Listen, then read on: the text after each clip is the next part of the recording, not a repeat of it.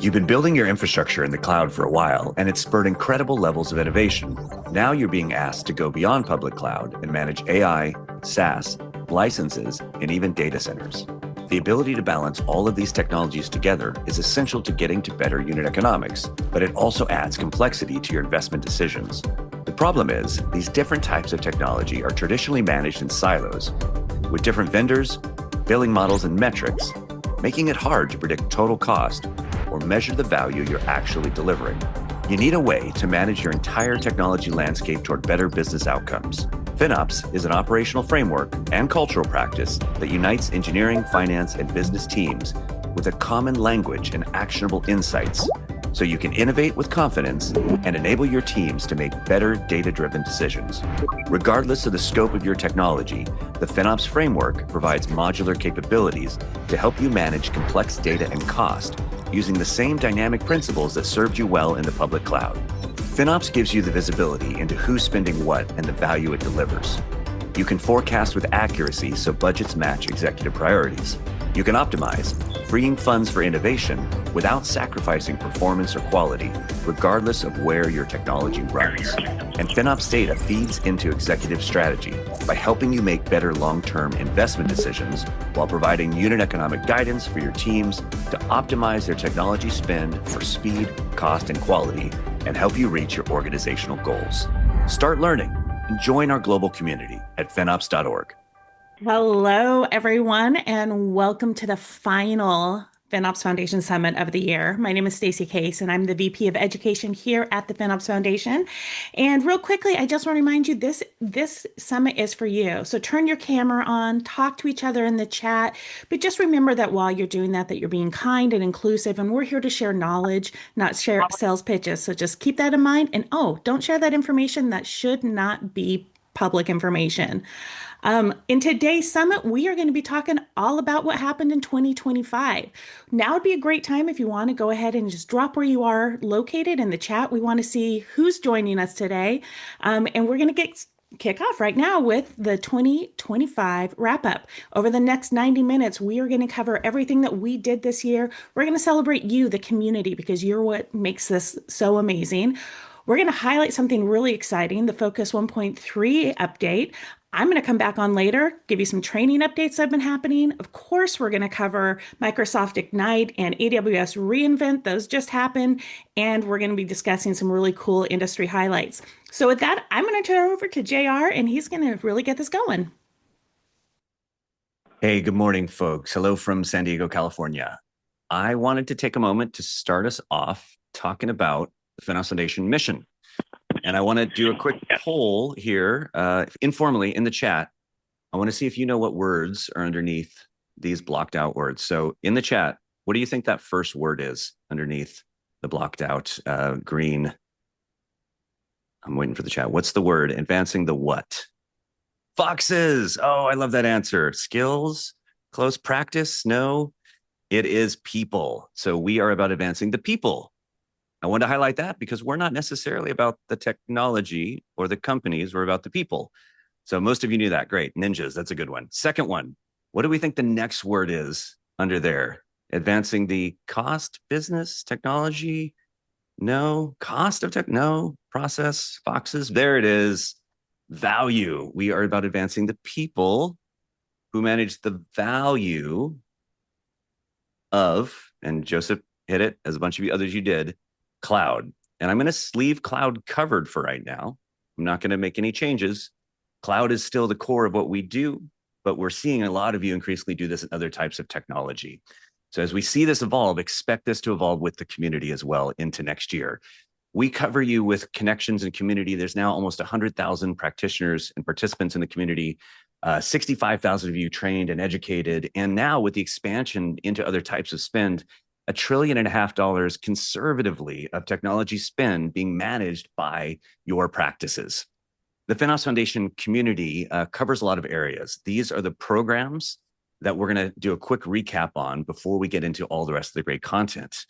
The FinOps framework, certification, the conferences, the focus specification, state of FinOps, all of these things are supported at its core by the FinOps Foundation community. This is the beating heart of what we are and who we are, sure a lot of you have heard me say it before. This started in 2019 with 26 people.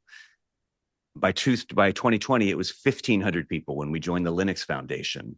It's now grown to almost 100,000 people around the world in our Slack channels, in our education events, in meetups like these ones in India, in-person events in Amsterdam, gatherings in Germany, Latin America, virtual events with in other languages. There's a photo there of a meetup in so many cities. London, that's that city. These are happening all over the world, and we're glad you're a part of this community. The State of FinOps 2025, which launched almost a year ago, back in January, and is going to be updated here shortly, talked about some key things this year that I'm sure weren't surprises to you. In January and February, we talked about optimization still being a top priority. We also indicated and found that most of you had begun to move your practice beyond just cloud into other areas, into understanding SaaS licensing, private cloud, and data center. In those areas, optimization was not the priority. Other things like understanding cost and quantifying value was. And we found at the beginning of this year, 63% of you were starting to manage the costs of AI.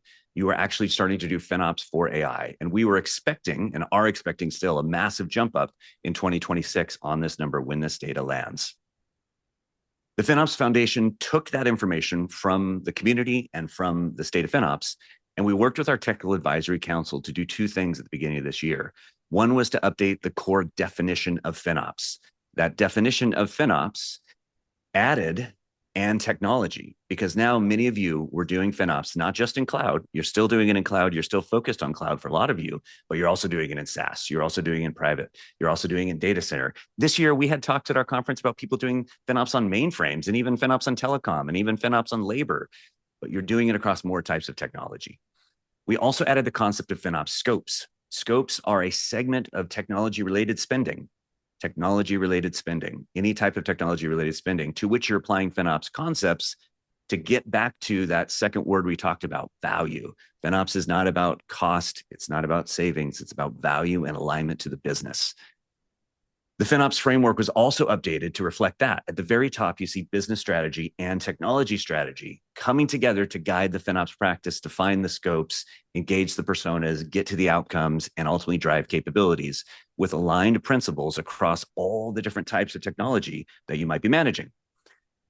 The community, you, a lot of you on this call, you came together and you actually put together a bunch of best practices and working group efforts.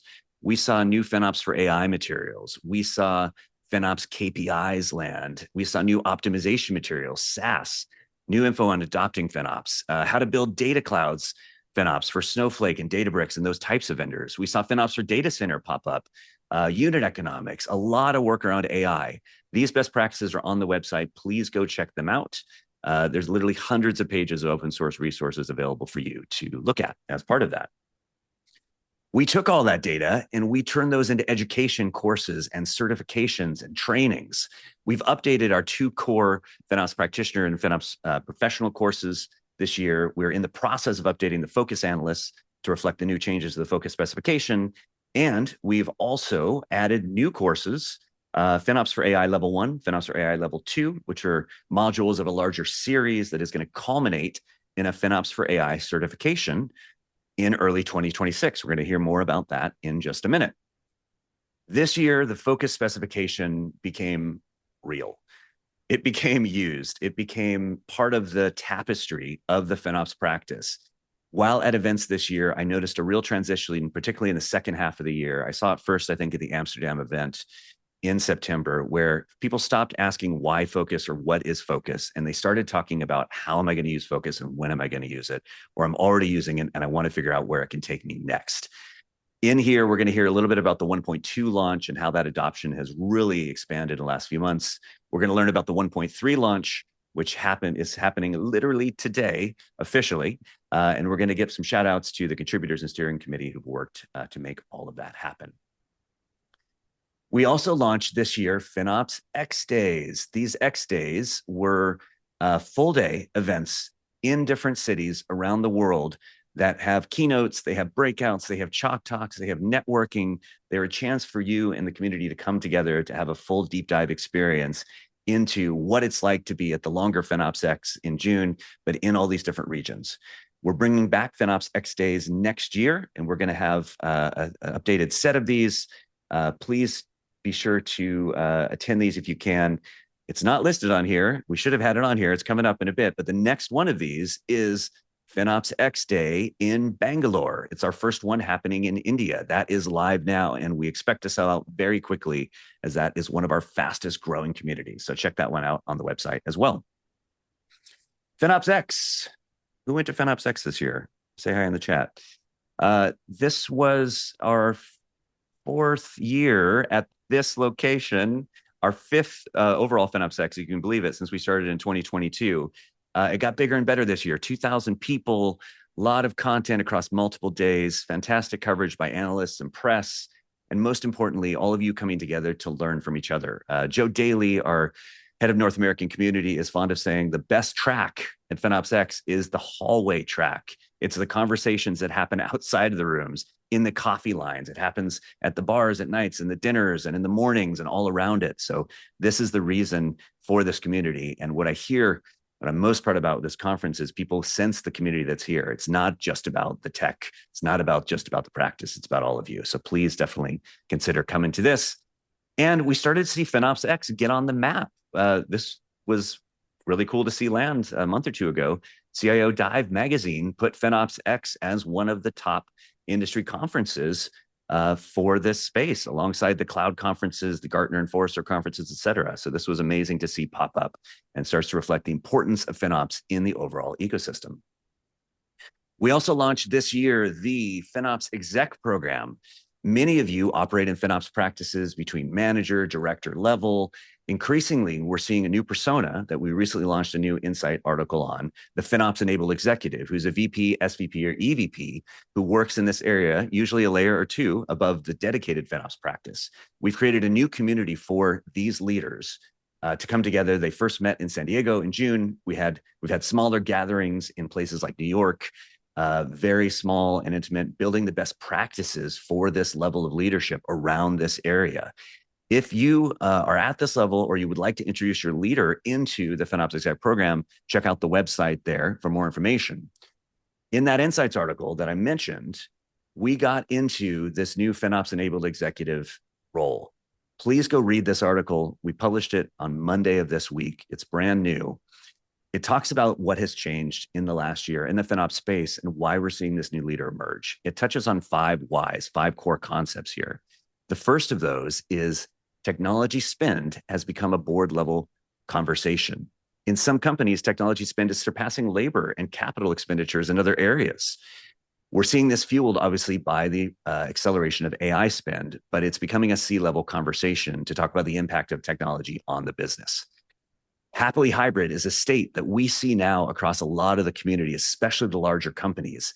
Happily hybrid means people have 2 or 3 or sometimes 4 clouds. They've got some data center, they've got some SaaS, they've got some private cloud.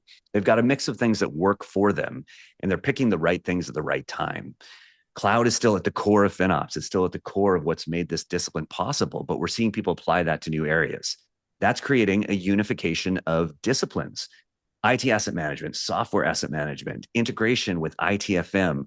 A lot of these things are coming together into unified practices now under a single consolidated technology leader at this VP, SVP, or EVP level. Not always the same team, but typically reporting into the same place. And that's enabling an integrated approach of applying FinOps discipline to hardware investments, to software licensing, to technology consumption, in some cases, even to people. That gets us to this imperative strategic decision support, bigger words than I'm good at saying.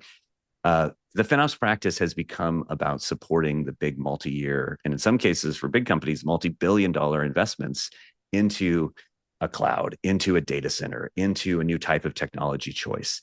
The FinOps practice is feeding the data that supports these decisions, and it's taking the inputs down from the C-level to feed out decisions that need to be made at individual engineering, business, product, procurement teams to action those things.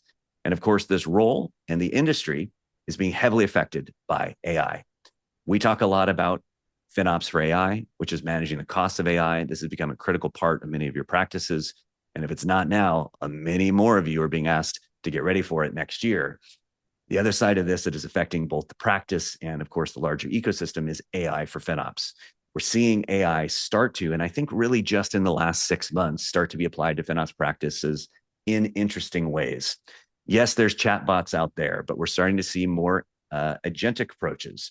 We're starting to see AI being used to rewrite code for cost reasons. We're starting to see it being used for allocation. We're starting to see it enumerate and understand infrastructures, get to root cause analysis, a lot of things that are going to start to affect the FinOps practice. And particularly, I think AI will affect the slice of FinOps that is cost optimization.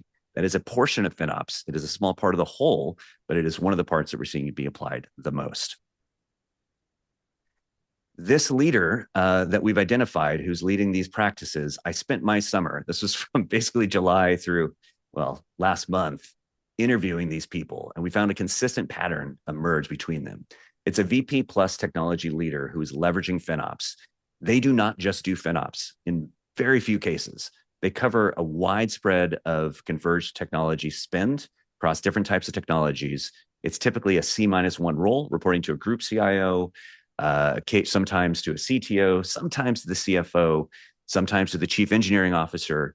And they have 2 to 3 different areas that they're touching, sometimes 4. It could be different parts of the technology stack, part of a central team. We see them on a career path to CIOs, a career path to an IT COO, or even a COO for the CTO. This is the new future of where we're seeing these leaders get to.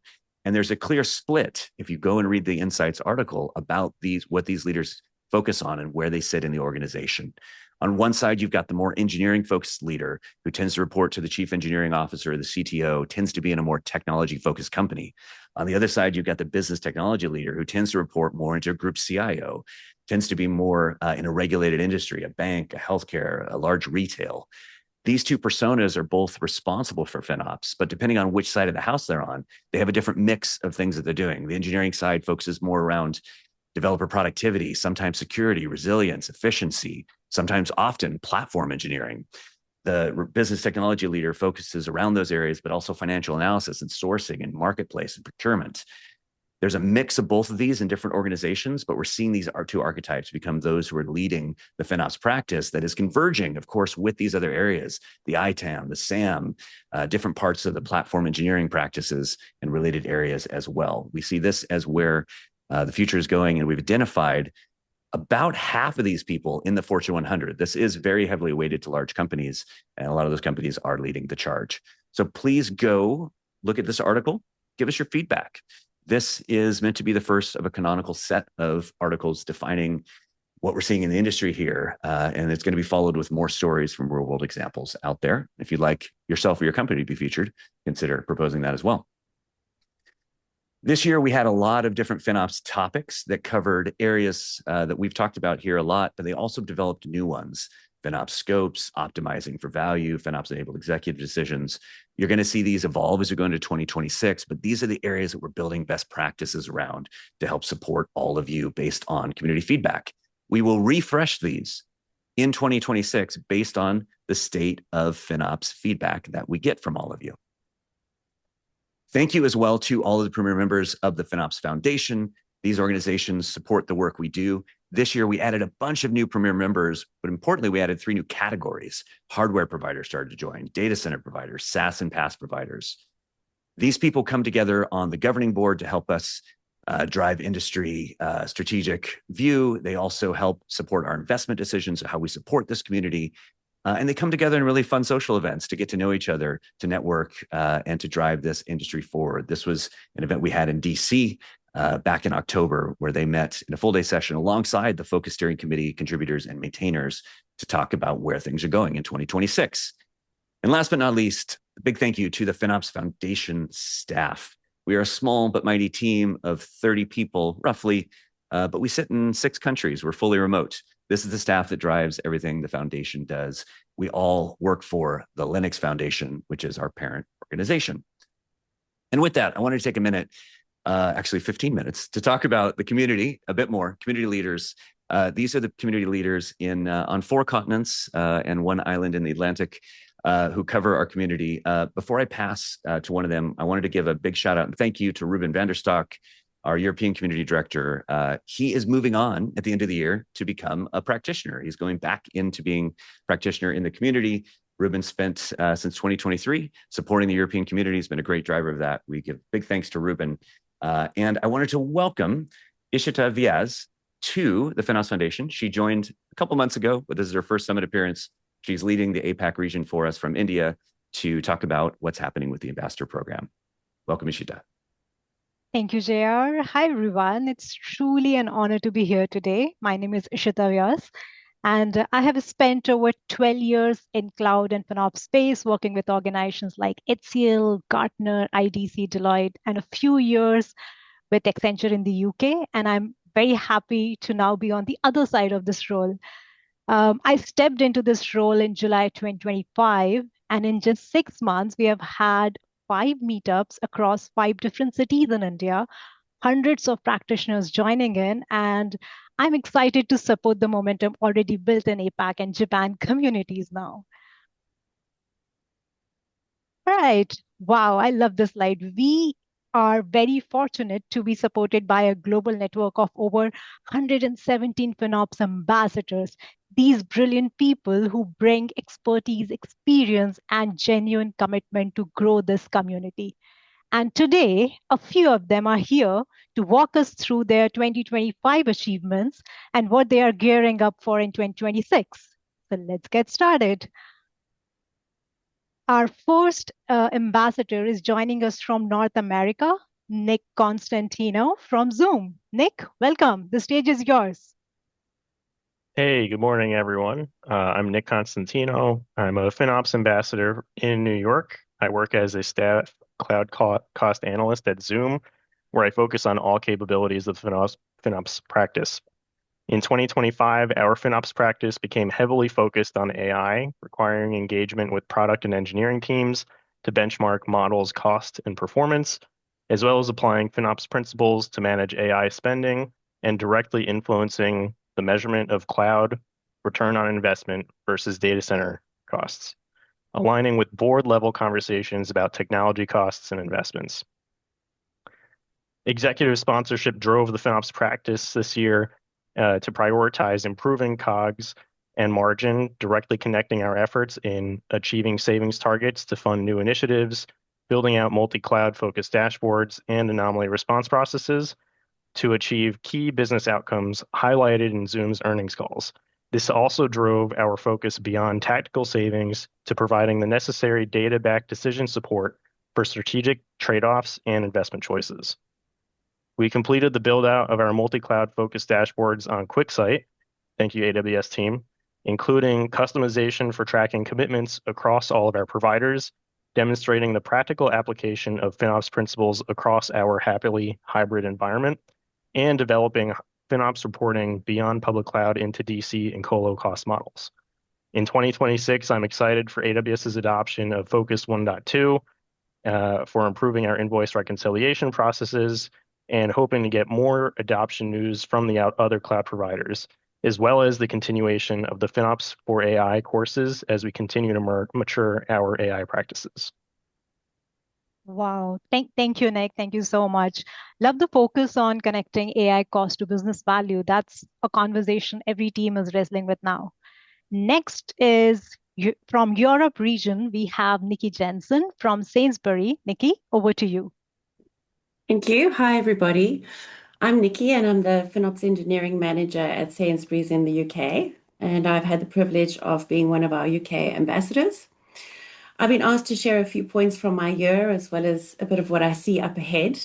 So looking back over 2025, firstly, a big focus for us this year has been maturing our multi-year cloud forecast model. Despite how challenging it is, there has been a growing need for longer projections up to a few years, whether that be for capacity planning, contract negotiations and commitments, or simply longer-term financial planning. We've also spent time creating our centralized FinOps dashboards with our custom logic. It is a place where engineering teams can track their realized savings over time, potential savings, mandatory tag compliance, and a custom health score that combines various factors. Next, we have found that there is an increased ask from management to be able to track and measure the progress of the work that we do in FinOps. So we've been looking at ways to strengthen our KPIs, metrics, reporting accuracy, and examples include measuring our cloud forecast accuracy, cost efficiency, effective savings rate, as well as time saved through automating of processes and making things more efficient. On to the next point. Due to natural turnover in executives, managers, engineers over time in the business, we need to ensure that we regularly refresh our executive buy-in to ensure that the value of FinOps is understood throughout the business. Having leadership in your corner is key to a successful FinOps practice. And my final highlight, which is both from a professional as well as a personal point of view, is my involvement in the FinOps community. There are ample opportunities to get involved, whether that be in a working group, FinOps X days, meetups, community calls, etc. I love how everyone is so willing to share their experiences and challenges because so much of what we do in FinOps is undiscovered territory. And I've really enjoyed not only being able to learn a great deal, but also being able to contribute. And then quickly looking ahead at 2026, of course, AI. This continues to be a hot topic, and I have realized you can try run from it, but you can't hide. It's going to find you. So the challenge for us is being able to identify all of our AI-related workloads, as well as understanding how it works before being able to advise on best practices and cost optimization. Another one is SaaS and data center. These are also finding us without us even trying.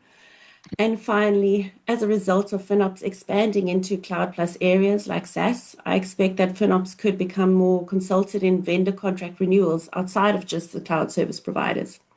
And who knows what else, because there is always something new coming up in FinOps. And that's all from me for now. So over to our next ambassador, which is Douglas, I think, or back to you, Ishika. Thank you, Nikki. And you're right. There's always something new happening, and really interesting to hear how you have strengthened the accuracy of multi-year forecasting model. That's really a game changer. All right, from Latin America, we have our next ambassador. Please welcome Douglas Da Costa from WEX. Hey, Douglas, over to you. Hello. Hi, I'm Douglas Da Costa, FinOps Ambassador from Latin America, more specifically in Brazil. So I work now as a FinOps analyst at WEX, where I'm focusing more in training people and getting connected with CEO, C-level peoples and the engineering team. And that's not easy to do because no one look at the costs, and it's my part of the job showing them those data. So in this year, I had to do a step down and look at the foundation for FinOps practice at WEX. I knew that we need to do a lot of things, but I had this moment to realize I have to do one thing, one step by step. So with some actions that we did, we came with some strong data and results to show to executives, and they were like, oh, wow, that thing are driving our costs down and drove the culture abroad the company just in 3 months of being in this company. So now that we have these executives buy-in, we can spread our culture and we can spread the practices inside the company. And I mean, the FinOps Foundation has a lot of toolkits to help us, and I took that for the FinOps assessments to identify and tackle some of our gaps to be able to build and structure a roadmap to improve our maturity level. No one wants to be in crawl forever, so we have to do baby steps to go even more beyond. And with that in mind, we are looking for the next year to building a roadmap for SaaS management. We are using a lot of third software's application here at WEX, and we need to manage that cost. And like Nick said, everyone is using AI, but everyone needs to understand the usage of AI and how the impact goes for the company. So we are building that tool for AI. So it's important to understand how we're gonna do and how we are using for better understand the costs and how we can optimize those things. And every day, every month, we need to train more people, onboard them with so much data, so much information that provided by this amazing community. So We are building internal business case to, I know that I have the buy-in for the C-level, but I don't have buy-ins for engineers, so I have to work it out. I have to go and say, hey guys, we can do this. The other teams did the same and it worked. So yeah, that is my point. And I'm seeing a lot of Brazilians here, and this community is so huge. We are together all the time, trading experience, and I love them. And yeah, I'm here to help everyone in Brazil and otherwise too. Wow, thank you, Douglas. That was really inspiring. And my favorite, it's really good to see assessments continue to drive FinOps maturity. And finally, moving on to APAC region, we have Sarvagya Bharadwaj from Avaya. Sarvagya, the stage is yours. Thanks, Ishita, for the opportunity. Hi, everyone, and Happy New Year in advance. I'm in Avaya as an engineer manager for FinOps. And in Avaya, FinOps covers both data centers and multiple CSPs. Actually, this year we repositioned FinOps in Avaya from a downstream cost reviewer to leading the cost conversations from the start. We built the cost models for the product and data center to cloud migrations so that every modernization decision had economic clarity from day one.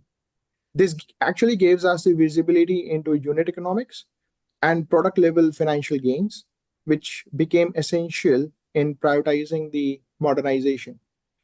As we matured through the year, we shifted left, embedding FinOps into sales workflows and also the customer onboardings. By bringing the cost awareness to the moment, the commitments are actually made and architectures are shaped. Commercial decisions are no longer disconnected from the financial operations reality in Avaya. It allowed us to understand the financial performances of our product and even help us to retain the customers in future. Beyond tools, we focused on people, practices, mentorships, and forums that build a shared understanding of cloud value, not just the cloud cost. Today, we are extending that by integrating FinOps with ITSM and ITAM in Avaya, enabling real-time financial governance across the incidents, changes, releases, assets, and service management. We have also applied the same governance model across the SaaS renewals and purchases. Right now, every SaaS purchase and renewal is governed by FinOps in Avaya, and we have actually achieved almost 15% of reduction due to the finding out the unused and underutilized licenses. For us, the shift left FinOps means cost intelligence at design, guardrails at demand, and accountability shared across the engineering, sales, and operations. That's how FinOps evolves from a cost function to a true business enabler. Now, coming to 2026, we are planning to handshake FinOps with our product P&Ls and introducing FinOps AI for the quick solutions.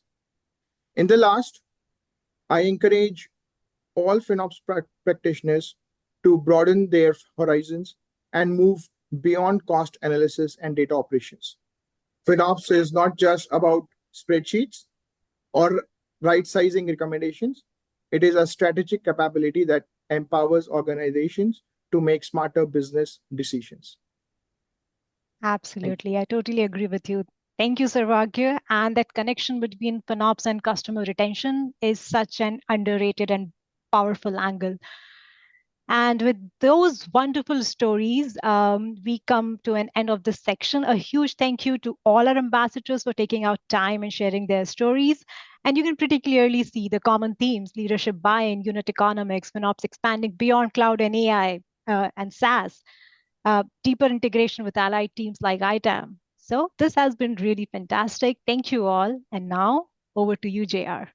Thank you, Ishita, and the ambassadors. And that summary is exactly right. We're seeing across the globe FinOps' scope expand more broadly. We're seeing it shift earlier in the process. If you are still doing reactive cloud cost optimization and you're not thinking about proactive technology value, you're getting left behind right now. FinOps is becoming proactive and early, shifting left into business cases and architecture. And it's becoming exec aligned. It's taking inputs down, it's feeding data up, it's supporting strategic multi-year investments. So these are the things that we're seeing going into next year, and we're excited to see what data comes out of the state of FinOps. All right, so your best opportunity next year to get engaged with this community is at FinOps X in San Diego. The early bird registration is open now. It closes soon. A lot of you have already registered. This is right around the corner. Mark your calendar. Even if you're not sure you can make it, get it on the calendar. If you're struggling with a business case, reach out to one of the community directors. They can help you. Let us know how we can help support your case, and check out this amazing conference where the community is really at the core of this. Right now, if you're interested as a practitioner who's doing this work, who is advanced in their practice, consider submitting a talk. We have breakout sessions that are open. We have chalk talks that are interactive. And this year, we've introduced a new type of talk, a lightning talk. This is actually, we're bringing this back from 2022, which we had in Austin at the first one. Note, the lightning talks are wide open, meaning our other talks have to be practitioner-led. They have to be put on by practitioners. The lightning talks are available to any persona. Could be vendor, could be member, non-member, could be sales, could be anything. It doesn't matter. Lightning talks are open. They will be selected, not by the FinOps Foundation staff, but by the ambassadors themselves to choose the best talks for that track. So please submit talks there, regardless of what type of company you're in or role. And with that, I want to talk about what I consider one of the defining projects of the FinOps Foundation, the focus specification, and turn over to our principal product manager, Matt Kausert, and our director of data engineering, Sean Alpay. Over to you, gentlemen. Hey, folks. Excited to talk all things Focus today. We're going to start with Focus 1.2 and then move into 1.3 with the announcements. So in June of 2025, we launched Focus 1.2, and we had 4 primary benefits that we were delivering with this release. And so we now support SaaS and PaaS with virtual currency. So if you're trying to track your Snowflake credits, your Databricks, DBUs, or your OpenAI TEDx, like, you have a very consistent way of being able to do that. You're also able to track multi-currency normalization. And so if you're billed in one national currency, but your pricing is in a different currency, you're able to do that normalization with the virtual currencies that we added. We've also added invoice reconciliation support. And so with the invoice ID, it's easier now than ever to be able to track back your cost and usage to the invoices that are represented there. And we also added granular allocation for billing sub-account types. I now want to touch on the Focus Validator. So the Validator is a brand new release. We had the Validator before, but we've updated it to support Focus 1.2. And so this is important because this is going to allow you to take your data from your providers and evaluate how conformant it is against the Focus 1.2 spec. And so, again, this is self-service. You can run this on your local device. But the idea here is that rather than needing to rely solely on the performance gap reports that you're getting from your providers, you're able to do this locally and test to understand if things are passing or failing. Are they fully supported, partially supported? And you can filter this as well by the requirement type. So must, should, may, you can drill into those specific topics. And the really important part here is that we'd spent time during the latest development cycle to actually design a requirements model that powers this approach that we're taking. And so taken all of the normative text within the Focus specification, and we've added it into a model. And one of the use cases for that requirements model is actually powering this validator. So we're starting with Focus 1.2, but you're going to see us very quickly add support for 1.3 and for follow-on releases as well. To get started with the Focus validator, there is a validator repo.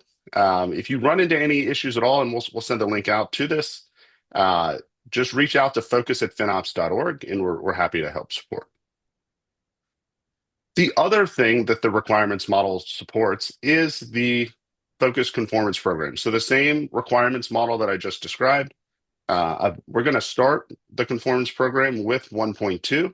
The reason that we started with 1.2 is that we feel like with the inclusion of the SAS and PASS columns, that we have a fully fledged specification that's going to allow us to capture the majority of practitioner use cases. And so the requirements here are super straightforward. So we're looking from a data generator standpoint for anonymized sample data.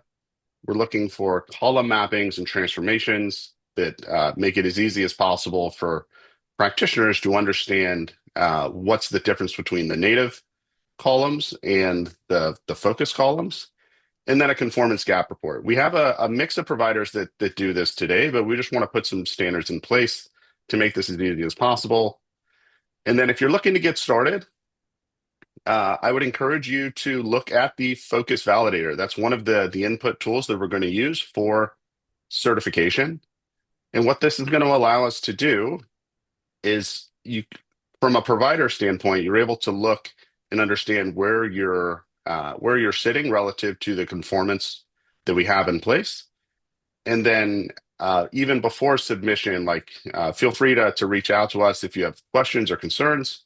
We have the member cert at FinOps.org for applying for a certification. You're going to see additional details announced in January. And again, if you have any questions or concerns around the certification itself, the utility of it, or how to apply, feel free to reach out to me directly as well. All right, the last piece I want to touch on is the requirements analyzer. So I mentioned the requirements model a handful of times. We've just recently released the requirements analyzer, which gives you an interactive way to evaluate the requirements. There's more than 600, I think 621 the last time that I checked. And so we want to make the ability to evaluate the outputs that you're getting from the validator with the analyzer. So it's searchable. You can filter by function type. You can filter by keyword. But the idea here is that you're able to evaluate the outputs that you're getting in an interactive way, rather than just needing to rely on an output report. So I'd like to pass it over to Sean now to talk through our 1.3 releases. Hello, everyone. Focus 1.3 is being announced and released today. I am very excited to share this release with you. I think it's one of the most powerful releases we've yet had. So let me share with you some key features. First is contract commitments. So tracking progress against that. So we've had the details around commitment discounts up until this point, like savings plans, reserve instances. Now you'll be able to track any spend or usage agreement you have with your provider. So we have now a separate contract commitment data set, and our main data set, which is now called, it has a name now, cost and usage. And that has an identifier that will allow you to associate one versus the other. So you can track your consumption against that spend or usage commitment, and or building up towards some sort of tiered benefit. You need to spend or use a certain amount to enjoy a certain benefit. That's really huge. Number two, split cost allocation. For certain services like Kubernetes, you might have a cluster that's being shared across many projects or teams or applications. It needs to be broken down into several cost and usage records. This will take whatever that algorithm is that's being provided by the data generator and expose that within Focus natively. So huge addition there as well. Number three, recency and completeness. Data is of limited value if you don't know how old it is. So the practitioners, as part of the working group, really recommended that we do this, which is to say per time sector, which is to say per hour or per day or whatever the granularity of the data is, how fresh is that data, and is it considered complete, which is to say, is it going to get updated again or not? So that will make that data more actionable for you earlier in the cycle for your financial or analytical purposes. Finally, number four, delineating between service provider and host provider. For cloud service providers, these are the same thing. The provider who's giving you the services is the same provider who's hosting the infrastructure. But for SaaS and PaaS platforms like Snowflake and Databricks and Mongo, they are providing you an abstraction layer on top of host infrastructure that you choose. So being able to delineate between the two and being able to aggregate by one or the other is a top use case for SaaS and PaaS data. So we've added that to Focus as well. I want to drill in a little bit to some of the additions. On the left there is our cost and usage data set, which had 57 columns before. I'm not showing you all of them. We have 8 new columns. And so then we have contract commitment, which is a net new data set. So now Focus is actually now 2 data sets. That second one, contract commitment, has 13 columns. That's 1 row per line item or agreement on your contract. And then the metadata structure has 2 new sections. Before we were telling you the name of the data generator, the schema, describing the schema, but now we tell you more information about the dataset instance and then the recency and completeness, which is to say, is this dataset instance considered complete? When was it last updated? And or by time sector, by hour, let's say, is that hour complete? When was it last updated? And so that will help you be more actionable with your data, knowing those time sectors. I want to drill in a little bit to how you associate those 2 columns, those 2 data sets, cost and usage and contract commitment. There's a column there called contract commitment ID, which is in the contract applied column on the cost and usage side, which has 1 row per charge. And in contract commitment, there's a column called contract commitment ID. You can join across those 2 so that you can then tell the story of aggregating your cost and usage by period start or the original quantity or the contract ID or the what have you. So all of the details of the contract commitment are on that right side, and the nitty-gritty billing details are still in that main cost and usage data set. There's so much more that I can't describe here. We have an Insights article that just went live this morning, and that should be being shared in the chat right now. I want to really celebrate all the people who made Focus, this 1.3 release, what it is. We are only as good as the people who participate in the working group. The maintainers there on the left, there's 10 of them who were part of this over the release. The steering committee, again, 10 people, and then over 24 contributors helping get 1.3 out the door. Huge thank you to all of you. The untold amount of blood, sweat, and tears put into not only crafting the content, but also helping drive the consensus to get something out the door, which is going to be of highest value to practitioners. And also thank you to Casey Doran of IBM Cloudability and Carl Kraft from Walmart for now joining the steering committee for 1.4 going forward. Now we come to our site update. We have a fresh coat of paint on the Focus website. So if you go to focus.finops.org, you'll see this. That's where you can get the Insights article. That's where you can see the new 1.3 columns and use cases described. We also have a data model document that shows you the whole schema on one pane of glass. And then this also describes the latest data generator support for Focus, which brings me to the part of this presentation I'm most excited about, which is sharing with you the new support that we have for Focus for our data generators. So this next section is broken out by version. Here, Focus 1.0, we've had Microsoft, AWS, Google Cloud, Oracle Cloud Infrastructure, and Alibaba Cloud supporting 1.0 in GA for some time, and just want to do a little bit of a roundup of some new data generators who have come online in the last few months. So I'm very excited to share that OVH Cloud, Huawei, and Tencent Cloud have all started supporting Focus 1.0 in the last few months. OVH Cloud released a preview in September, Huawei released GA in October, and Tencent Cloud went GA just last month.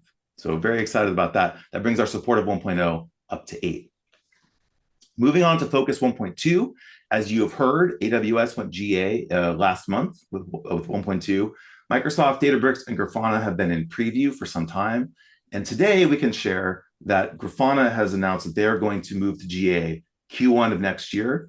And Nebius, which is a neo cloud, which is to say AI-focused infrastructure, has declared support for Focus. And by the end of this month, December 2025, they will have gone live GA with their support of Focus. So extremely excited about that. Finally, we come to Focus 1.3.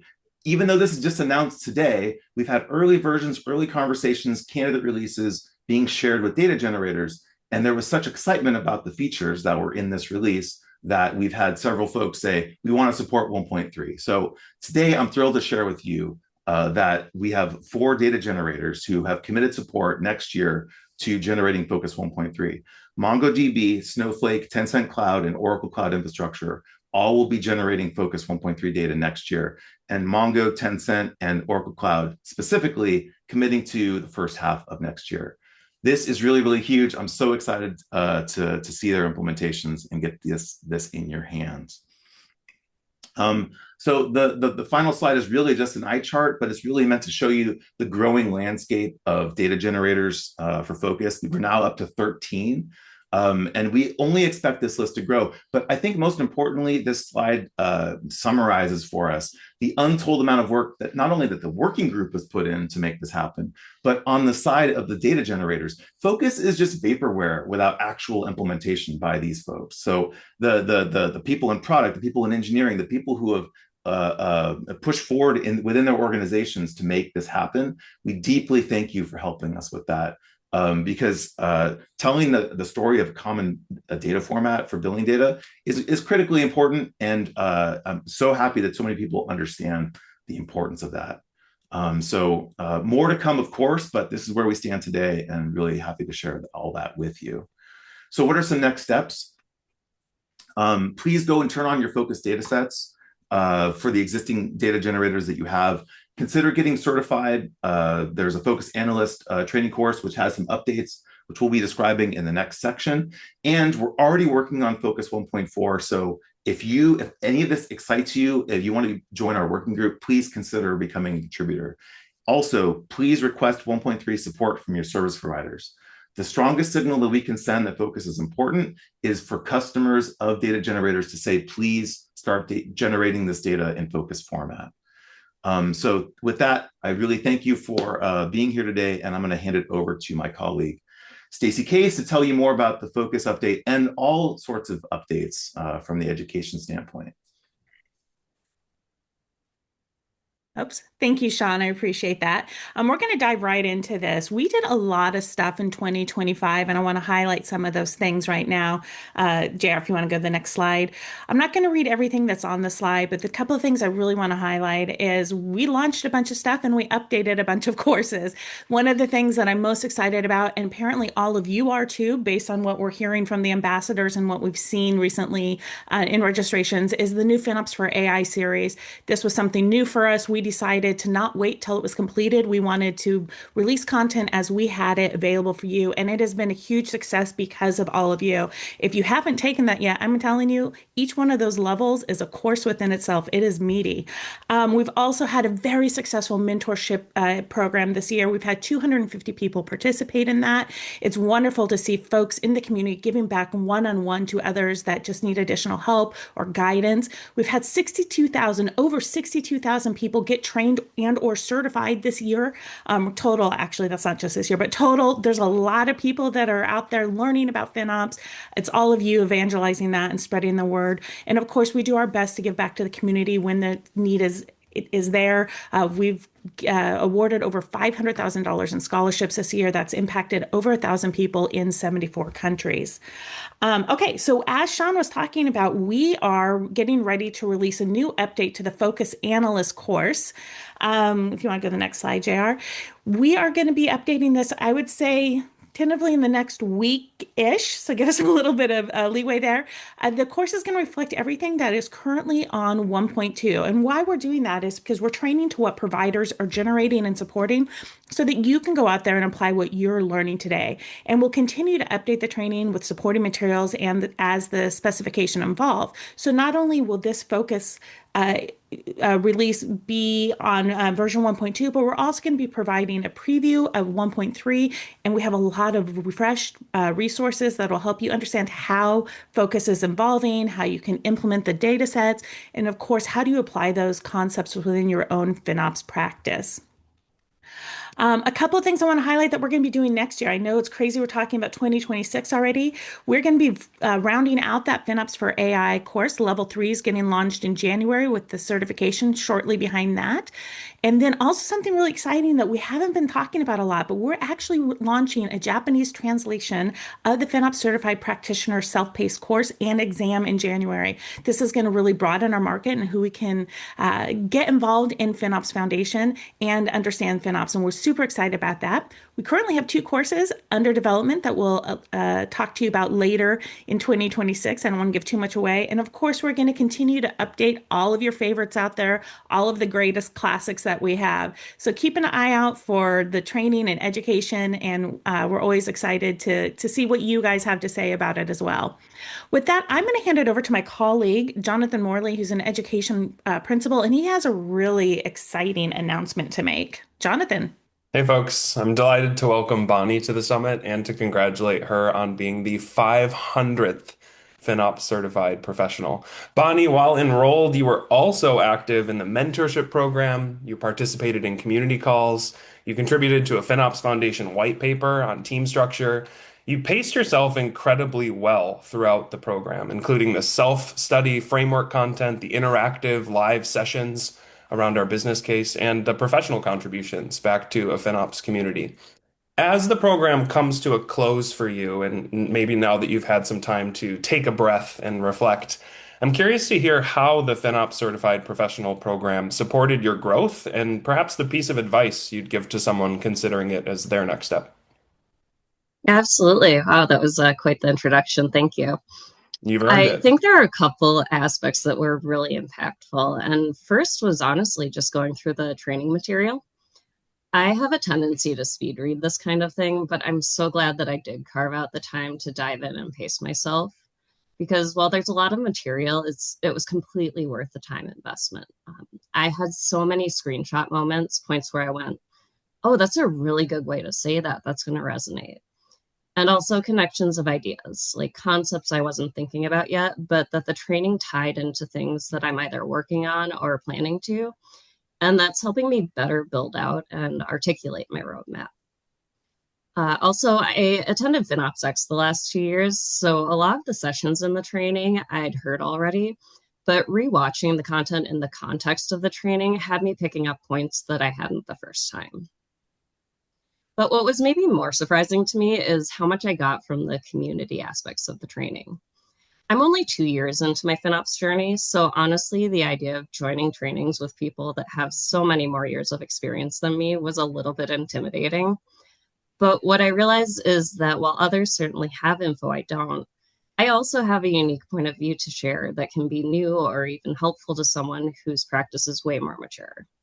So I'm now seeking out opportunities to get involved in things like the community calls, which I wasn't before, and exposure to all the different people and ideas and their challenges is really enriching my ability to do my job. So my advice is really simple. It's just go after it. I've gotten other professional certs in my career, and they felt like ticking a box, but this one for me, I'm getting immediate value from in my day-to-day job. That's awesome. And congratulations again on being the 500th certified professional. If we advance one slide, I'm also excited to announce that you'll find Bonnie's name alongside all of our other FinOps certified professionals in the new Pro directory that's live today on FinOps.org. If you're thinking about taking the next step in your certification journey, you can find more information on the Pro course and our entire training catalog at learn.finops.org. I'll also take a moment to invite you to our education webinar next week, where we'll explore ways that you can turn your certification into impact. You can find that invitation on our events page. Thanks for the time today, folks. Congratulations again, Bonnie and JR. I'll turn it back to you. Thank you, Bonnie, Stacy, and Jonathan.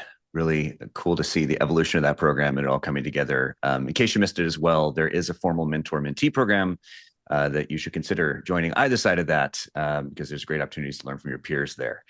So we talked a little bit earlier about the FinOps framework. I'm going to use this to reset the conversation a little bit back to this and how it's added a number of new things this year. I wanted to give a quick shout out and thank you to the Technical Advisory Council of the FinOps Foundation, who is the group that votes on and vets the improvements to the framework each year and announce elections that just completed this week for the Technical Advisory Council.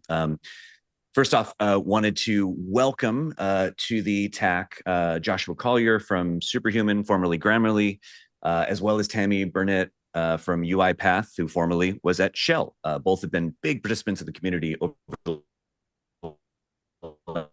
last few years. And it's the Courtney Borman and Rick Oakes. Courtney from General Mills, Rick from AWS got reelected. David Lambert from Adobe is now the TAC chair. Thank you to Kim Weir, who was formerly TAC chair after her term ended. And Rahul from Google and Vikram from Microsoft are new appointments as individuals to existing seats at Google and Microsoft. So congrats and thank you to this amazing group for all of their efforts. And with that, I wanted to turn to Vikram, and who's on the TAC, and Ritesh from Microsoft to talk a little bit about what happened last month at Microsoft Ignite. Over to you. Hi everyone. I'm Vikram Desai. I'll talk about some of the key announcements that were made at Microsoft Ignite, which make it easier to manage agents and optimize your costs. But at the center of it all is the Microsoft Foundry to develop and manage AI workloads and models, and Azure Copilot, which is for your Agentic cloud ops. Let's go to the next slide. Yeah. So Azure Copilot is the Agentic interface that orchestrates specialized agents across the entire cloud management lifecycle. It has governance built in and supports complex operations at enterprise scale. Here, humans send the intent, and agents will be taking the action. At Ignite, we launched several key agents for management functions across the board, including optimization that Ritesh will go into next. So I'll hand over to Ritesh to go deeper into the optimization agent. Okay, yeah, so next slide, please. Yes, perfect. All right, this is the optimization overview, is where FinOps and CloudOps teams typically start their day. At a glance, we can see the At a glance, we can see the current spend, forecasted spend, carbon footprint, and the top contributors to these across the scope relevant to me. What customers love here is the dual lens, cost and carbon surface together. Every resource in Azure carries both a financial and an environmental impact, and this view helps FinOps engineering and sustainability teams stay aligned on shared goals. We can also see the savings opportunities across these subscriptions. These opportunities come from Azure Advisor, covering right sizing, shutdown, reservations, and savings plans, and include cost and carbon savings. Instead of digging through dozens of recommendations, we surface top actions, the highest impact opportunities across subscriptions and workloads. This is all about helping our customers move instantly from visibility to action. Now it's time to explore how the optimization agent within the Azure Copilot turns those opportunities into action, which I can invoke from the Copilot button right on top. So in this case, I've selected the Copilot button on top, expanded the view to a full screen mode, and asked a very basic question of seeing top cost savings opportunities for the sub that contributes the most to my overall costs, in this case, the CloudFit test sub. The agent reasons through my request by identifying the scope of what I'm talking about. And instead of giving me a laundry list of everything I can do, it identifies the highest ROI actions that I can take across different types of recommendations based on savings, ease of action, risk associated with the action, etc. The top action in this case is to right-size my virtual machine, Contoso Demo VM 001, but I'm not ready to act on it yet. I need more details on why this recommendation was made, so I can simply ask that to the agent. So first off, I don't need to be exact when I'm communicating with the agent. I don't need to include the dashes that were part of the name, the underscores. I can even have typos. The agent understands the context and responds accordingly. In this case, it provides info about my resource as it's configured today and what is recommended. I can see that my workload is currently running on a 96 core machine and it's using only 0.9% of the CPU and 25% of the memory. Definitely a lot of room for improvement. However, in this case, the recommendation is to move from a 96 core machine to a 4 core machine. I'm not sure I'm comfortable with that. What if the workload starts facing perf issues? Luckily, the agent gives me a view of the current utilization over the last 7 days and a projection of what that utilization would look like if I move to the recommended SKU. I can see that even with 4 cores, still a lot of buffer space for my workload to grow if required. I'm still uncomfortable, though 96 cores to 4 cores is a bit drastic. I noticed that the agent gives me an option to check for alternative recommendations, which is what I choose. On clicking the suggested prompt, next slide, I get a list of alternate SKUs I can move to, which have lesser savings but are more conservative. I see the third option is an 8-core SKU. It runs on Intel just like my current SKU, which while still giving me a decent level of savings, 6.4K instead of 6.5K. I'm comfortable with this and want to get to acting on it. The agent creates a CLI script for me, which takes care of stopping and deallocating the virtual machine, resizing it to the more conservative size that I selected, and then restarting the VM. I can execute the script, and just like that, I've saved my company 6.4K or roughly $75,000 annually in minutes. I'll continue with some of the key announcements in the Microsoft Foundry area. And this is where we can come in and build, manage, choose your models, as well as do your application development related to anything related to agents here for enterprise AI. In Ignite, we launched the Foundry control plane that unifies the management task in a single interface so that you can build trustworthy agents. This helps you to control, observe, secure, and build at scale. Let's go to the next slide. We also enhance the model router. The model router automatically helps you select a model for the right business needs that you have. The routing now has a routing mode that helps the decision being automated based on the mode that you choose. For example, in the cost-saving mode, the router prioritizes lightweight models for simpler tasks, and which significantly lowers the cost for those kind of tasks. So this is one of the things where it not only automates the task, also there is a support for 9 new models with the model router.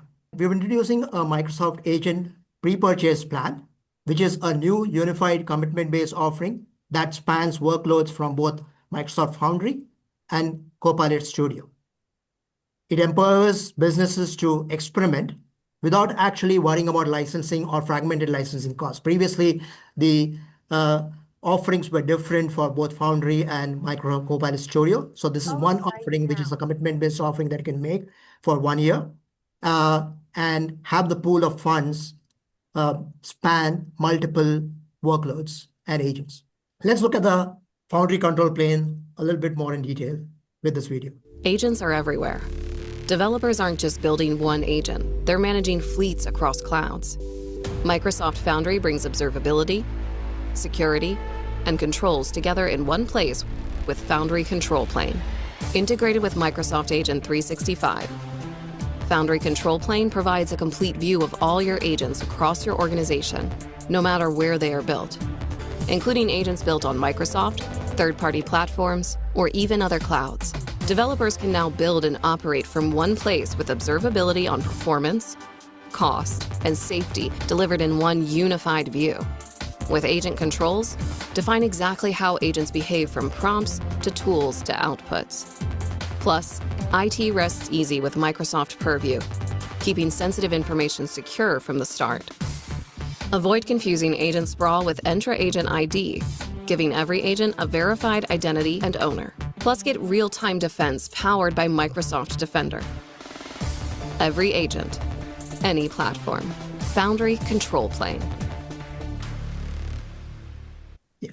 So this is available now for anyone to use. It's you have to set you can use the new portal in the Microsoft Foundry portal to start using that. So a couple quick industry updates. These are net new announcements and some things you may have seen. And then we're going to hear about the AWS re:Invent announcements, and we'll come back to that last Microsoft update. So first, I'm excited to announce this week, the Linux Foundation has announced the formation of the Agentic AI Foundation. This is a brand new foundation under the Linux Foundation that is a sister organization to the FinOps Foundation, to the Cloud Native Computing Foundation, to RISC-V, to FinOS. It's going to operate with a new set of exciting contributions from some very major AI players. This Agentic AI Foundation is now the open host for the Model Context Protocol donated by Anthropic, as well as Goose and AGENTS.md. It's got a big powerhouse of founding platinum members, including all the companies listed here, who are going to be supporting this community. This is not exactly a direct FinOps announcement, but we feel this is a pretty major new add to the larger Linux Foundation portfolio of organizations. We are looking to see how some of these things, particularly MCP, will interface with FinOps initiatives. So take a look at that. This was just announced yesterday, the day before. We're excited to see how that tracks. Jumping back to FinOps land, I was at the Gartner conference this week, just flew back from Vegas, 2 weeks in a row in Vegas, with Rob Martin from our team. I saw Courtney Borman there and Rick Oakes and a lot of the FinOps industry vendors. Gartner had FinOps in the keynote. It was the only standalone discipline, I believe, that was mentioned in the keynote, and they put it as part of the key roadmap for architecture and infrastructure and operations leaders. It's a good moment. We're seeing a lot of good alignment with Gartner. They had a deeper story as well about the future of FinOps. Big shout out to Marco Minardi there, who gave a very deep, nuanced talk about where FinOps is going, where it could go next year, and how it interacts in the organization. Definitely check that out. We also saw this year a lot of great alignment with other analysts, particularly folks like Forrester, who dropped a ton of content in this area that you recommend checking out. We track analysts' keyword mentions very closely in the foundation to see what's hot. This year, FinOps was, in this area of related disciplines, the hottest topic that industry analysts were talking about. The second hottest topic, the second and fourth, were software asset management and IT asset management. I wanted to highlight those two because we are starting to see this happen, and Gartner predicted it. I'm going to give them a shout on this, that these ITAM and SAM functions would integrate heavily with FinOps. We're seeing that start to happen, and part of the reason is this. We're seeing FinOps focus on the value side of technology. ITAM sits on the other side of risk, compliance, and coming together with FinOps for governance, often uniting under that same executive leader that I talked about earlier. So we're very excited to share that we are in the process of working with the ITAM Forum for them to also join the Linux Foundation. The ITAM Forum governing board has voted to move forward with the Linux Foundation integration. We're working on finalizing the paperwork and details on that for hopefully a finalized announcement beginning of the year. They are another trade association like us. They're based in the UK, but with global participation, and they really have the other side of that coin of these IT asset management, software asset management folks that we're seeing integrate heavily. So they're going to be a sister organization to us, much like the Agentic organization is, or Cloud Native Computing, or Finos, or any of those. Looking forward to working with Martin Thompson and the team there in the new year. There's been a ton of industry announcements this year around the FinOps space. These are some highlights that we pulled out to the internet, from the internet. Hope we haven't missed any ones, but there's been acquisitions, there's been mergers of tooling providers, both big and small, and there've been a number of funding announcements. I would say anecdotally, we're seeing a lot of investment into product enhancements over necessarily M&A, but it's interesting to see what will happen in the next year or two as we see these things come together. A lot of niche tools popping in, and also a lot of expansion of scopes and vendors from these other areas, software asset management, ITSM, ITAM, ITFM, starting to integrate into the FinOps community and practice in interesting ways. If you want to learn more about the vendor landscape, you can go to the FinOps landscape on FinOps.org, which covers these and breaks them down by different capabilities in different areas. And although we don't have Google on this event, I wanted to give a shout out to Google. One of our next events we're going to be at is with them at Google Next. This is from last year's date. Next year's date, I think, is published. Check out their website. As an industry event that we're also going to be hitting up in the next quarter. We talked earlier about focus billing generators, which is the companies that are putting out their billing data in focus. We're also seeing an adoption of tooling adoption, an expansion of tooling adoption, which is the FinOps platforms who use the data from those billing generators to provide you with outcomes. A lot of them are picking up focus, putting it into their own tools. Some of them are just ingesting the data. Some of them are using the terms of focus. Some of these providers are actually starting to output their own focus data from their own billing feeds and APIs. So definitely check out this list. And if you are a tool in the space, consider looking at how you can also support Focus as part of that. The last bit I wanted to touch on was 2 weeks ago. I was in reInvent AWS's conference at the Venetian, and Yuri from AWS, who runs the Cloud Intelligence Dashboards, invited me to join this talk. This talk I felt like was a moment in time for Focus, which was they're building dashboards on top of Focus exports, not just from AWS, but from all 4 of the major clouds. And Yuri and the team there provided CloudFormation templates and reference architectures and ways to stand up Focus, whether you use their dashboards or a third-party tool, whether you use just AWS or plus Google or Azure or Oracle, they provided templates and stories about how to do that. I love to see this story because it was about Focus becoming an ecosystem and becoming more about just billing generators or just tools or just dashboards on top of it, bringing it all together. So definitely check out this talk. It was shared with me as well, and you can see from the attendance, this was one of the most popular talks, if not the most popular, in their multi-cloud track. So amazing to see that. And with that, I want to transition over to the updates from AWS reInvent now 2 weeks ago, last week, in Vegas, and pass to Bowen Wang from AWS. Over to you, Bowen.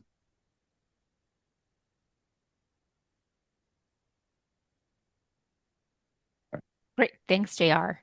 So I'm part of the AWS Billing Cost Management team, and today I'm very excited to walk you through a few announcements that just released last week from reInvent. If you can go to the next slide. So before we dive deeper into the different announcements, we just want to quickly set the stage with this kind of the AWS Cloud Financial Management framework. It will help you understand how AWS will categorize our engineering and product resources and how individual tools will be able to help you with your day-to-day FinOps use cases. So we can move to the next slide with the first section, which is plan and evaluate. A lot of you have let us know that you really enjoy the cost forecasting tool, especially in the Cost Explorer.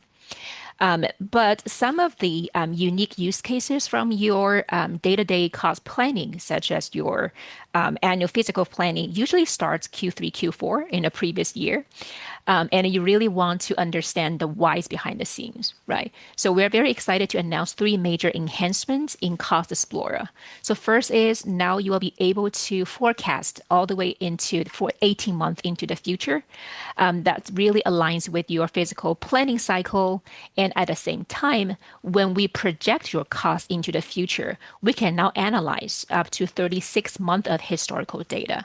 So that's up from 6 months. So this will give AWS machine learning technology more insights of who you are, what is your spending pattern looks like. And the third enhancement, which is AI-enabled explanation. If we can go to the next slide, we can quickly show you this in action. Right, it's a very familiar tool, Cost Explorer. You can now use the date range selector for 18 months into the future. For example, right now you can understand your entire spend in 2026. And if you go to the next slide, once you have that available, you have a generate forecast explanation button. So this will give you an entire write-up of how AWS has come into conclusion of this forecasted number, such as the number of historical data we have used to analyze your spend pattern, as well as the top cost drivers and the probability. So you understand how confident you can be with this number. So this AI-enabled explanation is currently public preview. So please let us know how we can make this more useful for you. So next we can talk about track and allocate. We have a few enhancements in this space. I want to first talk about data access. So in the data access space, if we can move to the next slide, for folks, you want to have this data access view, right? That is not constrained by payer account access or member account access. You might want to have something in between that could be cross-member accounts for your project or business unit view, or you may even want to have a cross-payer account view, which gives you the entire estate of your AWS investment. So AWS Billing View is such service that can help you scope the exact cost and usage data with your stakeholders. You can create a filter view with dimensions such as member accounts or cost allocation tags, or you can just create unfiltered view, which essentially gives this all the cost and usage data of your organization with someone either in or outside of your organization. And if we can move to the next slide, it's very exciting enhancement within the billing view space, which is called multi-source billing view. So remember, you can share a billing view with anyone, either inside or outside of an organization. And if a designated account receives shared billing view from outside of the organization, that designated account can now combine all the shared billing views with up to 20 payer organizations. So that is a unified billing view for you to understand your cloud spend. And you can also securely share this with anyone outside of an organization. So just quickly behind the scenes, we're using Amazon Resource Access Manager because each billing view will have a Amazon resource number. But for a day-to-day experience, it's very simple. It's really create a view and share with anyone, either in or outside of the organization. So next, we talked a lot about Focus. We're definitely very excited to be the first to have this GA experience for Focus 1.2. So if we move to the next slide, we want to talk about if you have already used AWS data exports for Focus 1.0, what are the differences, right? We have added a lot of the KPIs in the Focus 1.2 data exports. But I want to echo the JR and Matt Hauser's comments for Focus 1.2, the three major enhancements, right? The capacity reservation. So think about your EC2 capacity reservation, your ML capacity block. Now within your data exports or curve files, you'll be able to see the capacity ID and the capacity reservation status. So you can understand which instances is associated with specific purchase, as well as whether they have been used versus not. Invoice reconciliation, very time saver, a big time saver for all of you who want to associate your specific focus usage line items with specific AWS invoices. So now you'll be able to automate the process to map between these two items. Virtual currency, we're very excited because we know that definitely a lot of you have been using the different services from not only cloud service providers, that's also from SaaS providers.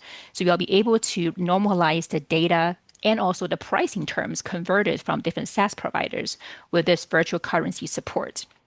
So if you go to the next slide, we are very excited to give you multiple ways to get started. You can either enter our console, select Focus Data Export as one of the many files you can download from AWS. You can use our CloudFormation template to quickly deploy this Focus dashboard. Or you can use the Focus Dashboard consolidated view to combine either AWS or non-AWS view in one QuickSight dashboard. So definitely check it out and let us know what you think about Focus 1.2 and how can we improve with the foundation. So next, in the governance and operations space, we have made a lot of enhancement, but because of time constraint, I want to highlight one of this, which is billing transfer. So billing complexity, if you're operating in a multi-payer environment, it is relatively difficult for you to manually log into individual payer accounts to manage the billings and invoices and payments. So billing transfer allows you to designate one payer that can centrally manage the invoices and payment and cost management for multiple payers. And because billing transfer is integrated with Billing Conductor, you can also protect your unique pricing items by configuring different pricing plans and the cost visibility for end users. So with Billing Transfer, you can really decouple, right, the billing, payment, and cost management from the rest of the organization level administrative tasks, such as security and governance. So this just essentially imagine this as a payer of multiple payers environment. Check this out, whether you're large enterprises, resellers, or distributors, this will definitely scale up your onboarding process of your end users. Next is our optimization space. So Rick Oaks and team have done a lot this year. We want to start with the first feature, which is automation.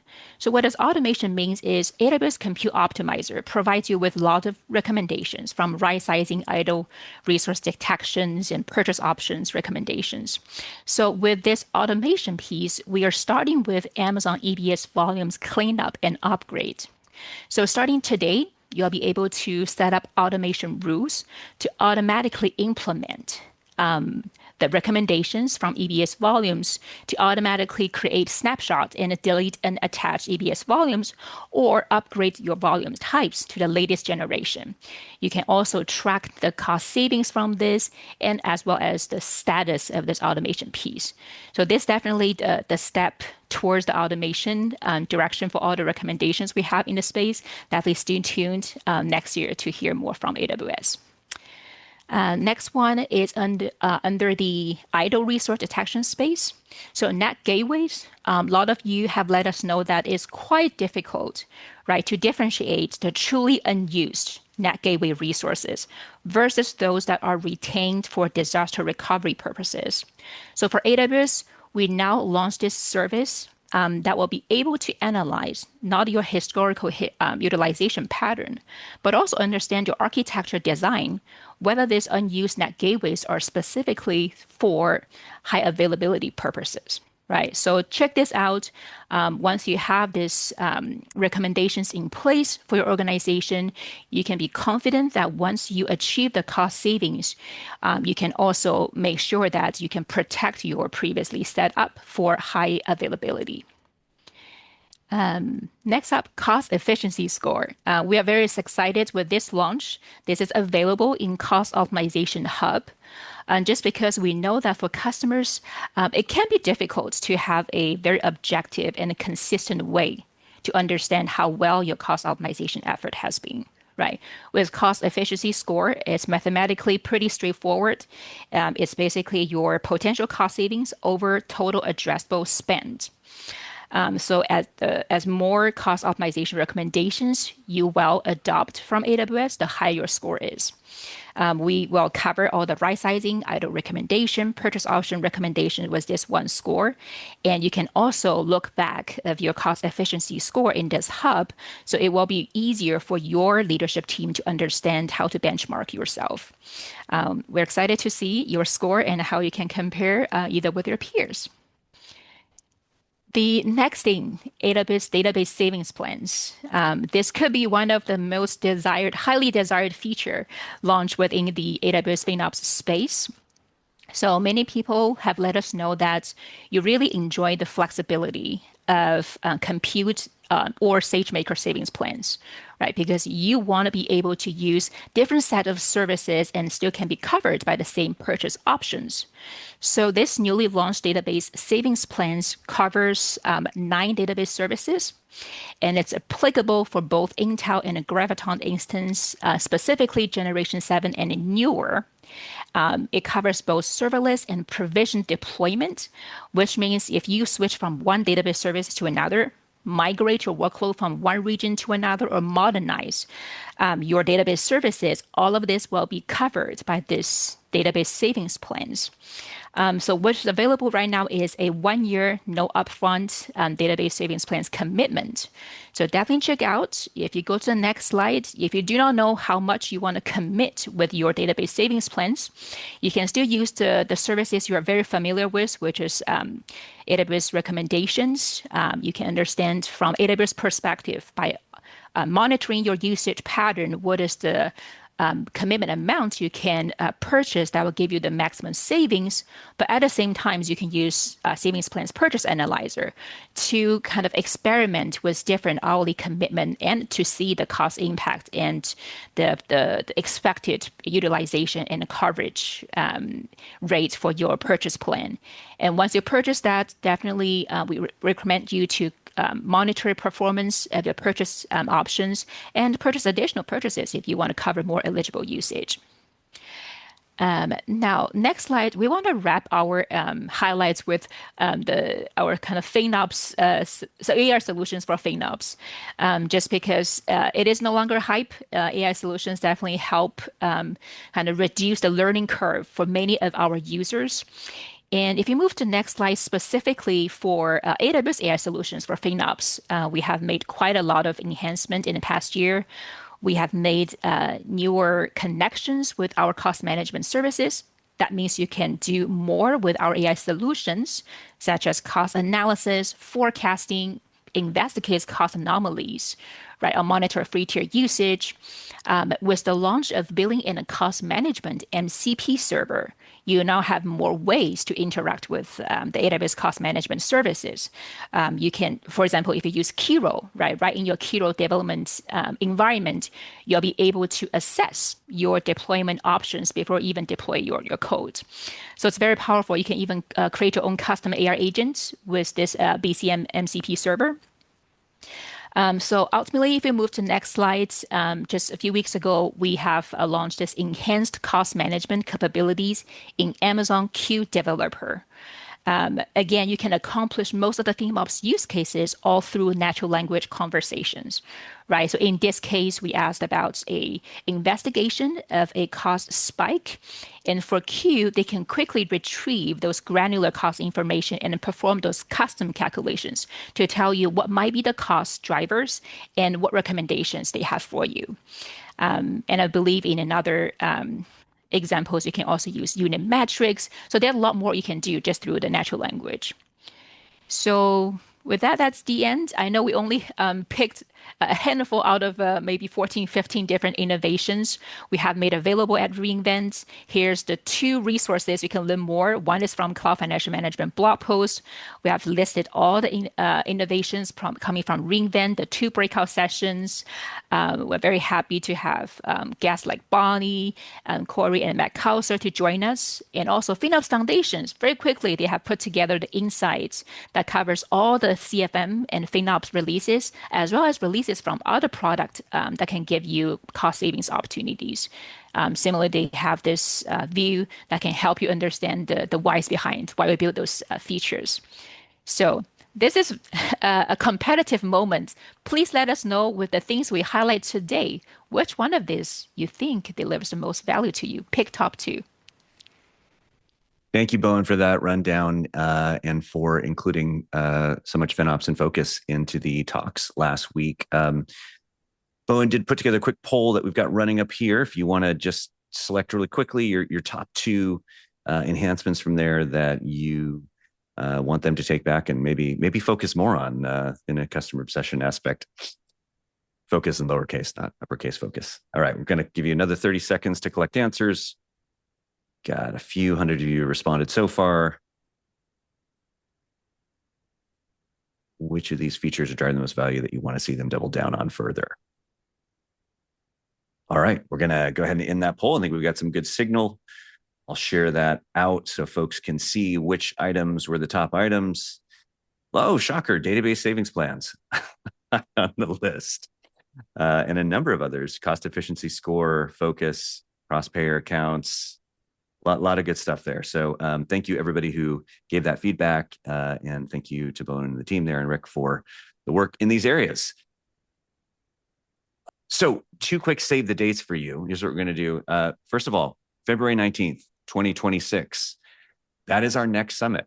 We don't do a virtual summit in January. We spend January building all the stuff that comes next year. So on this summit, you're going to hear about the new state of FinOps. If you haven't taken that, please go and take that survey. And at this summit, you're going to hear about the new trends that will drive our best practices, drive our training, drive our focus, and drive FinOps X content next year.